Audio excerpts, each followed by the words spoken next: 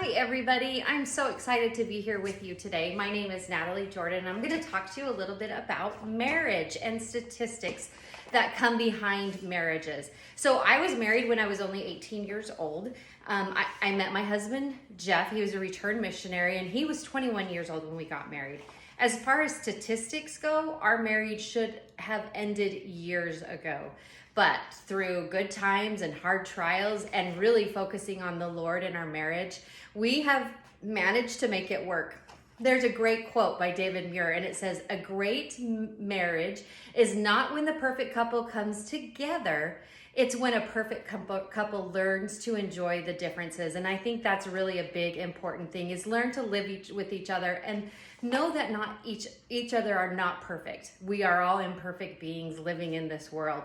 So I have been married for almost 28 years, and I have seen many friends marry and divorce over the years. And now I'm studying marriage and family on my journey to becoming a marriage and family therapist. Whether you are married or not, you have probably been affected in one way or another by marriage. Or divorce, whether it's your parents, somebody you know, or you yourself. So I'm going to inform you of several of the factors that play a part in the role of marriage and whether it's successful or not, according to the statistics. So I will be sharing with you the average age of men when they get married, the average age of women, what roles race and socioeconomic status play in marriage, and the likelihood of marriage ending in divorce. I'm going to also share with you some marriage certificates within the Church of Jesus Christ of Latter-day Saints and how they really compare to the rest of society. So let's go ahead and dive right in and go over some of the statistics and see what factors lead to long-lasting marriages and which ones lead to divorce. So my first main point, we're going to talk about the average age and women and what age they marry. These particular statistics I got off of the department in the government, the Department of Statistics website, and that's where these numbers come from for the age. And they say the average age for a man that marries for the first time is 31.1 years. I thought that was kind of high, but that's what the average age is. The average age actually also varies between race, with African Americans at the high end at 32 years, 0.5 months, and Native Hawaiians and other Pacific Islanders are actually on that low end of the men of their age at 29.6. And then on the women's side, okay, how does it compare? You probably will guess it right that the women are a little bit younger when they marry. In fact, the average age compared to men at 30.1 is actually 28.9.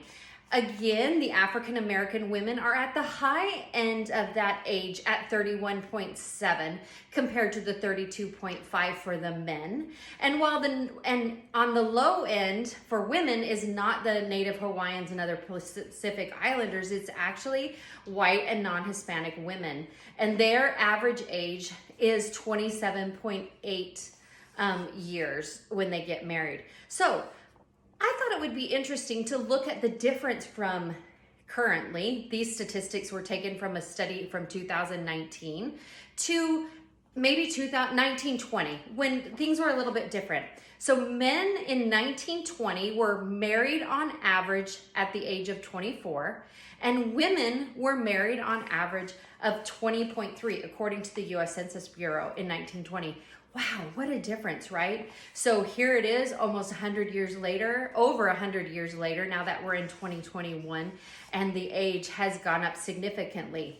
So what about men and women in the church? This was really a very hard statistic to find, and I really wasn't able to locate any recent data. In fact, in an article that was written in 2018 on the website, The Purpose of Christ, called "This is Why Mormons Marry Young, the Statistics of How Often It Ends," it gives an estimate of the age for men and women at 23 years old. But the one thing that I thought was interesting is even this article that was written in 2018 took statistics from a study done in 2012. So there's really not any current data, and I would be surprised to see those numbers.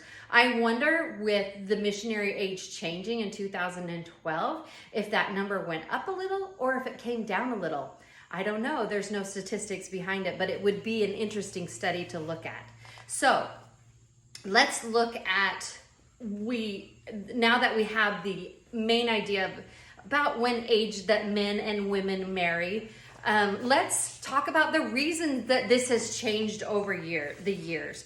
So the second main point we're going to talk about is the delay in marriage age. I think a big one, if you had to ask friends or know of people, especially outside of the church, what is a reason for that marriage age to delay? It's cohabitation. More and more people are living together before they're married. According to Eckmeyer and Manning in the Journal of Marriage and Family, the age at which people marry is constantly growing. However, serial cohabitating is very high among millennials, that generation. So much so that typically they have more than one partner that they cohabitate with, meaning they live with somebody, they break up, they get into another relationship, and they move back in with them. And what that does is it's pushing the age that they marry up higher and higher and higher. You know, and then the other thing is that someone that lives with at least one biological parent when they're growing up has a lower risk of cohabitating than someone who lives with no biological parents. And that comes from an article from Zhang and Eng from 2020. So, and basically what that means is if, say maybe you're in foster care and you weren't living with biological parents, or if maybe you're living with grandparents, or whatever, when that sort of situation happens, the chance of you cohabitating goes up significantly. So the second subpoint that I want to focus on for socioeconomic status is when a couple is at a higher rate of socioeconomic status, they'll typically wait to get married until they're more financially stable. And that is from an article that Carney wrote. One of the things with this is if you think about it, so if they're not really struggling financially, they're going to not be in a hurry to get married. However, when a couple is at a lower socioeconomic status, then they typically get married sooner, or they tend to start cohabitating sooner to help ease some of that financial burden that they were going through. So when I looked at cohabitating and socioeconomic status for Latter-day Saint members, there really wasn't anything specific out there for Latter-day Saints. So I really don't have any information on that. So the next main point, we can now see how cohabitating and socioeconomic status plays the age that one gets married. So now let's dive into how this affects the success or failure of marriage. So the first point that I want to make is when they first marry. An article written by Shannon Lebowitz called Divorce Day, 7 Things Science Says Predicts Divorce, Age Can Play a Big Factor. She talks about the age of divorce. In fact, she says that your risk of divorce increases 5% for every year, especially when teens marry. So according to that, since I was married when I was 18, I have a higher risk. Every year it goes up. So the first year I have a 5%. The second year I had a 10%. The third year I had a 15% higher rate, and so on. So it really goes up with the risk. The other group that is high risk is anyone marrying in their mid-30s or later. I thought this was really quite interesting statistic. So it's either marrying really young or marrying much older into your mid-30s or later.